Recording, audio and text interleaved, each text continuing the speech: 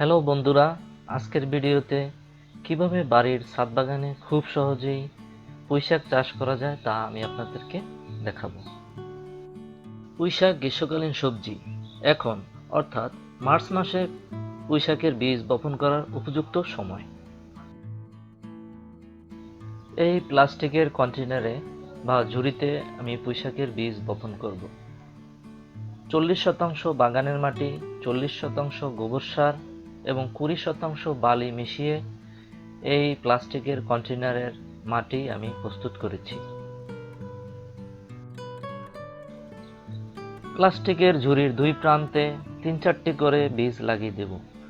বীজগুলো প্রায় 1 ইঞ্চির মতো মাটির গভীরে পুঁতে দেব, যাতে পানি দেওয়ার সময় ভেসে না যায়। 3-4টি করে বীজ লাগানোর কারণ হচ্ছে সবগুলো বীজ নাও গজাতে পারে অথবা রোগাক্রান্ত চারা গজাতে পারে। এরপর সামান্য মাটি দিয়ে ঢেকে দিতে হবে। বীজগুলো ভিজিয়েও লাগাতে পারেন অথবা না ভিজালেও চলবে। আমি বীজগুলো না ভিজিয়ে লাগিয়ে দিয়েছি। এরপর প্রয়োজন হলে পানি দিয়ে ভিজিয়ে দিন। আমার ক্যারেটের মাটি ভিজা ভিজা রয়েছে, তাই আমি পানি দিইনি। কন্টেনারটিকে সরাসরি সূর্যের আলোতে রাখবেন। খেয়াল রাখবেন যতদিন না বীজ থেকে চারা গজাচ্ছে ততদিন যেন মাটি শুকিয়ে না যায়। মাঝে মধ্যে জল দিয়ে ভিজিয়ে রাখবেন। 3-4 দিনের মধ্যে বীজ থেকে চারা গজানো শুরু করবে। একটি পাত্রে 6-7টি গাছ রাখলে সবগুলো গাছ সঠিকভাবে খাদ্য পাবে না, তাতে গাছের বৃদ্ধি ব্যাহত হবে। তাই আমি 4টি সবল চারা রেখে দুর্বল চারাগুলো তুলে ফেলেছি। আরেকটি চারা দেখা যাচ্ছে যেটা পরে গজিয়েছে, সেটাও তুলে ফেলব। এক্ষেত্রে চারাগুলো যদি দূরে দূরে হয় তাহলে দুর্বল চারাগুলো সরাসরি টেনে তুলে ফেলতে পারবেন। আর যদি চারাগুলো খুব কাছাকাছি হয় তাহলে দুর্বল চারাগুলো টেনে তোলা যাবে না। এটি করা যাবে না, কারণ দুর্বল চারাটি টেনে তোলার সময় সবল চারাটির শিকড় ক্ষতিগ্রস্ত হবে। এক্ষেত্রে সিগেচার বা কাঁচি দিয়ে আপনি দুর্বল চারাটি সরাসরি কেটে ফেলতে পারেন।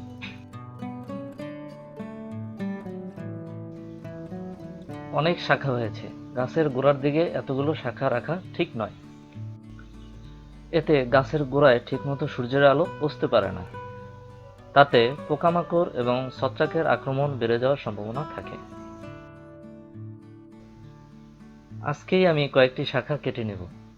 দেখুন কি সতেজ শাখাগুলো।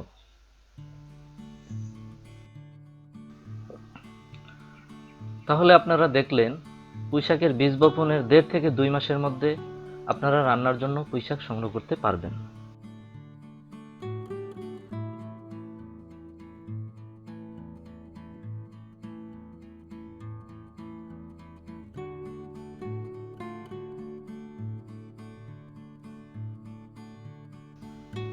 আজই শাখাগুলোকে উপরের মাচা পর্যন্ত পৌঁছানোর ব্যবস্থা করে দেব।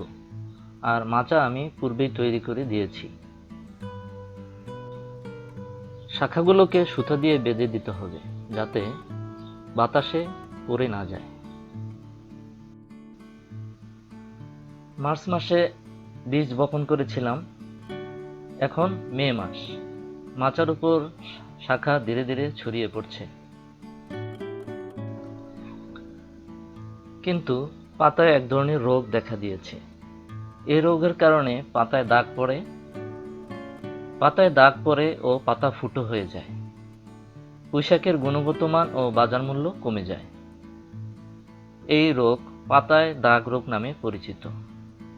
এই রোগ দূর করার জন্য কার্বেন্ডাজিম গ্রুপের ছত্রাকনাশক 2 গ্রাম 1 লিটার পানিতে মিশিয়ে 5 থেকে 7 দিন পর পর 2 থেকে 3 বার স্প্রে করে দিলে এই রোগ দূর হয়ে যাবে। আজকেও কিছু শাক কেটে নেব, তো কিছু শাক কেটে নিচ্ছি। পাতায় দাগ পড়া রোগটি দূর হয়েছে, এখন খুব সুন্দর পাতা দেখা যাচ্ছে। পুঁইশাকের সঠিক বৃদ্ধির জন্য প্রচুর সূর্যের আলোর প্রয়োজন, তাই গাছগুলোকে প্রথম থেকেই সূর্যের আলোতে রেখেছিলাম।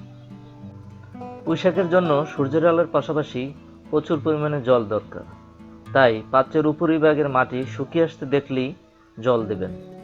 অনেক সময় গ্রীষ্মকালে দিনে দুবারও জল দেওয়া লাগতে পারে। এখন জুলাই মাস, মাচা পুরোটা ভরার পথে। 107 দিন পর দেখুন পুঁই পুরো মাচায় ভরে গেছে। এখন চলুন জেনে নেওয়া যাক পুঁইশাক চাষের সার সম্পর্কে।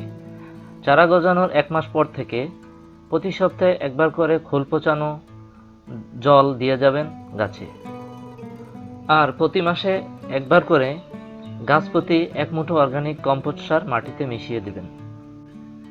আর যদি গোবর সার ব্যবহার করেন তাহলে একটি ছত্রাকনাশক মিশিয়ে দিলে ভালো হয়, কারণ পুঁইশাক গরমের সবজি হলেও থাকবে বর্ষার শেষ পর্যন্ত।